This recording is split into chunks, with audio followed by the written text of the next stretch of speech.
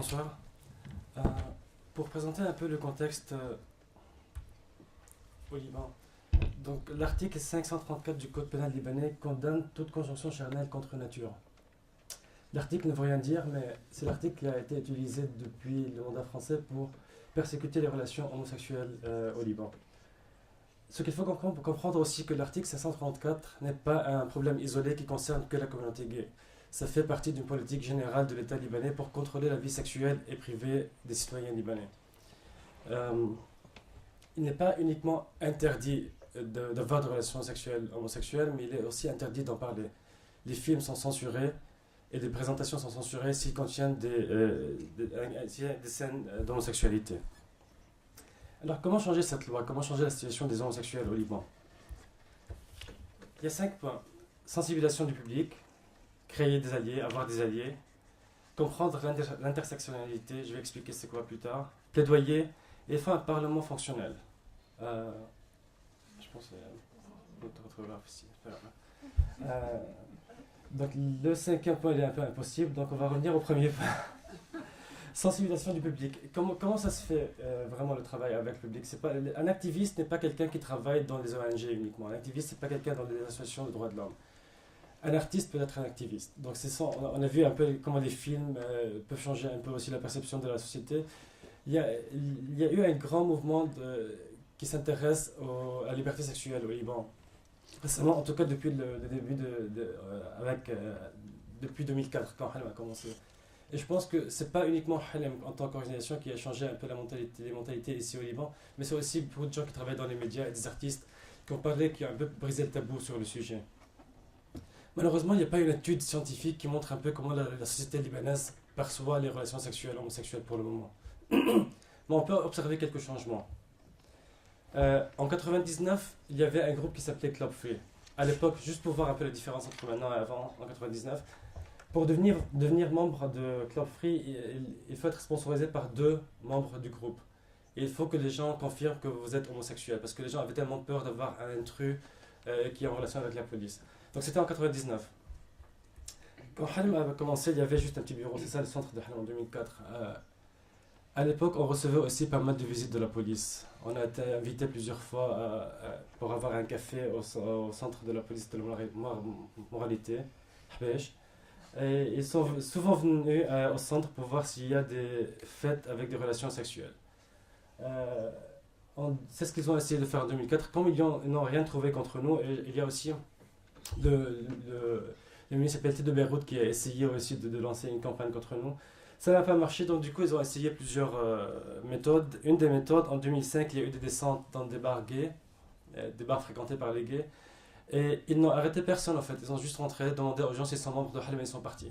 Juste pour faire pression aux gens que faites attention, il ne faut pas travailler contre la loi. Donc ça, d'un côté on voit la différence. Maintenant à Beyrouth il y a des bars gays qui sont plus visibles, la communauté elle est beaucoup plus visible qu'avant. Juste pour vous montrer un peu la campagne des médias en 2005, quand on a fait la première journée contre l'homophobie. Pour ceux qui ne comprennent pas, la perversion sexuelle, c'était le grand titre. C'est la perversion sexuelle qui devient publique. Donc il y avait une campagne vraiment agressive des médias contre nous en 2005. Si on fait un fast-forward un peu en 2012, quand il y a eu des arrestations, il y a 30 personnes qui ont été arrêtées dans un cinéma de drague, un lieu de drague de la communauté gay. 30 personnes ont été arrêtées et ils ont été soumis à des tests anal pour vérifier qu'ils sont homosexuels. Pour ceux qui ne savent pas, le test d'homosexualité, c'est un test qui, au fait, la police insère des objets dans l'anus de la personne pour vérifier si la personne elle a l'anus assez grand, donc s'il y a quelqu'un qui a été pénétré ou pas. Donc, à l'époque, je pense que les médias, vraiment, ils ont joué un rôle important pour rendre ces tests complètement illégaux. Il y a vraiment une campagne médiatique qui est complètement en support de la communauté homosexuelle. Donc un peu pour voir le changement au Liban. Donc il y a un changement positif qui se passe au niveau de la société.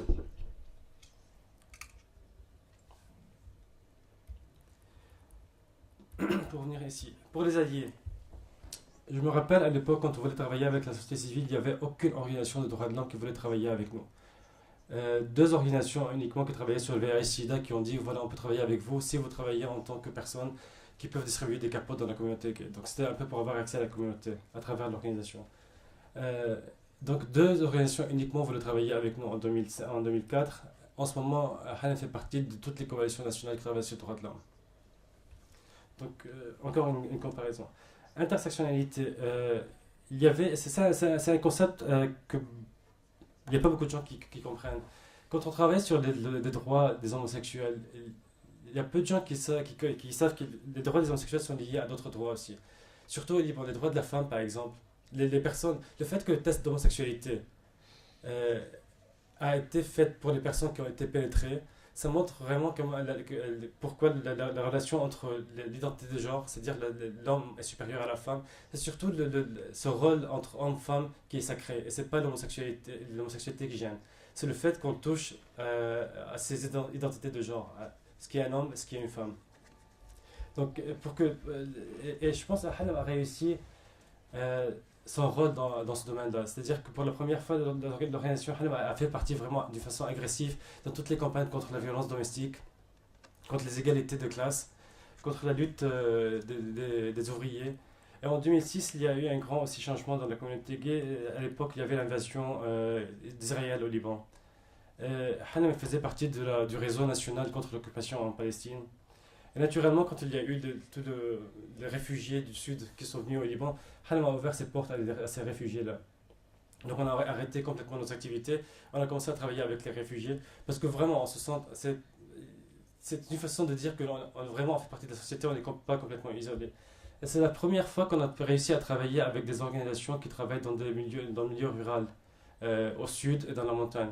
Et c'est la première fois qu'on a réussi vraiment à faire passer un message contre l'homophobie à travers ces ONG qui, plus tard, ils ont commencé à intégrer les droits des homosexuels dans leur programme aussi. Plaidoyer, et là on arrive à la décision du juge. Comme je l'ai dit avant, comme on a un Parlement qui est complètement dysfonctionnel, et quand on voit des débats un peu sur la violence domestique, on se rend compte que vraiment changer une loi ou pousser le Parlement à s'intéresser aux droits de l'homme, c'est une mission un peu impossible. Donc on a décidé de trouver un plan B. Comment on peut changer l'article 534 sans passer par le Parlement? Et on s'est dit, puisque l'article est complètement vague, conjonction charnelle contre nature, ça ne veut vraiment rien dire.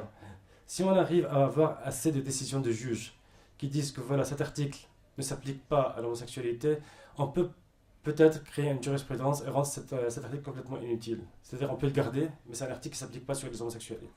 Les homosexuels. Il y a eu deux succès à ce niveau-là. Le premier, c'est en 2009, à Batroun. Un juge a fait une décision en disant que comme l'homosexualité n'est pas contre nature, du coup l'article 534 ne peut pas s'appliquer aux homosexuels. Ça, c'était en 2009. Maintenant, le juge Dahdah, qu'est-ce qu'il a fait? En fait, il est allé beaucoup plus loin. Maintenant, on parle surtout d'homosexualité parce qu'il y a la communauté transsexuelle qui est souvent oubliée. Le juge Dahdah n'a pas parlé uniquement d'homosexualité. La personne concernée était transsexuelle. Et elle a été condamnée parce qu'elle a eu une relation sexuelle avec un homme. Donc, une relation homosexuelle. Ce que le juge a dit, que cette personne-là, elle s'identifie en tant que femme. Et que ce n'est pas au papier officiel de décider l'identité de genre de la personne, le sexe de la personne. C'est à la personne de décider elle-même si elle est une femme ou un homme. Et elle a changé toute la documentation du cas en changeant il à elle. Parce que pour lui, c'est une femme. Donc du coup, il a dit que l'article 534, de toute façon, ne s'applique pas à cette personne-là, puisqu'elle est une femme.